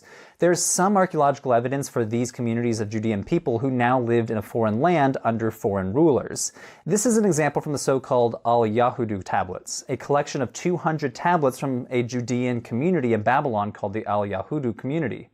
These documents show that, basically, the exiled people were getting on with their lives. They were trading with the locals, dealing with legal cases with the locals, and paying taxes just like the locals. Back home, the former kingdom of Judah was now a Babylonian province called by the Aramaic name Yehud, and was firmly under imperial rule.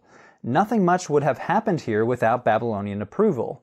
We don't know much about the archaeology of Yehud, but it seems that Jerusalem remained in ruins, had minimal habitation, and the temple was not rebuilt. So life was not great in Yehud, though it was continuing. Tune in next time to learn what happens next to the people of Judah.